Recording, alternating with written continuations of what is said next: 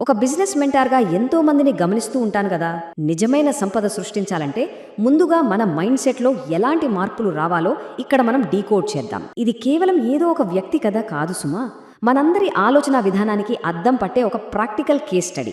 So ఏమాత్రం late చేయకుండా డైరెక్ట్గా విషయంలోకి వెళ్ళిపోదాం. ఈ ప్రశ్న ఎప్పుడైనా మన మదిలో మెదిలిందా?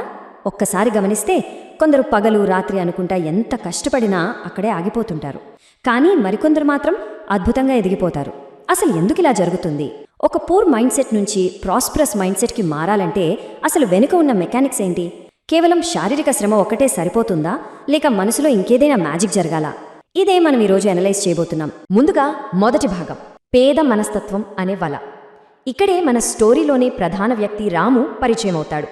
రాము ఒక చిన్న పల్లెటూరిలో రోజువారీ కూలి. ఫైనాన్షియల్గా అసలు ఎలాంటి గ్రోత్ లేని ఒక ఫ్రస్ట్రేటింగ్ లూప్లో ఇరుక్కుపోయాడు. రోజు ఎంతో కష్టపడతాడు, కానీ end of the day result మాత్రం జీరో. అచ్చం ఎక్కడ వేసిన గొంగడ అక్కడే అన్నట్టుగా ఉంటుంది అతని పరిస్థితి. ఇక్కడ మనం నోట్ చేసుకోవాల్సిన ఇంట్రెస్టింగ్ పాయింట్ ఒకటి ఉంది. అదే రాము యాటిట్యూడ్. అరే, నా అదృష్టం బాగోలేదు బాస్, డబ్బున్న వాళ్ళకే అవకాశాలొస్తాయి, మనలాంటి వాళ్ళు ఎంత మొత్తుకున్నా కష్టపడినా అంతే అని ఎప్పుడూ ఒకటే కంప్లైంట్. చూసారా, ఒక వ్యక్తి తనను తాను తన సొంత ఆలోచనలతోనే ఎలా బంధించేసుకుంటున్నాడో ఇది పర్ఫెక్ట్గా చూపిస్తుంది.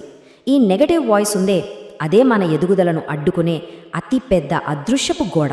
కేవలం ఆలోచనలు మాత్రమే కాదు, ఆ ఆలోచనల నుంచి పుట్టే అలవాట్లు కూడా మనల్ని ఎలా కిందకి లాగేస్తాయో ఇక్కడ క్లియర్గా కనిపిస్తోంది. చేతికి వచ్చిన కూలీ డబ్బంతా ఆ రోజుకే ఖర్చు పెట్టేయడం, కొత్తగా ఏదైనా స్కిల్ నేర్చుకుందామనే ఇంట్రెస్ట్ లేకపోవడం, సేవింగ్స్ అంటే ఏంటో తెలియకపోవడం, అసలు లైఫ్లో పైకి ఎదగాలనే ఆకలి లేకపోవడం.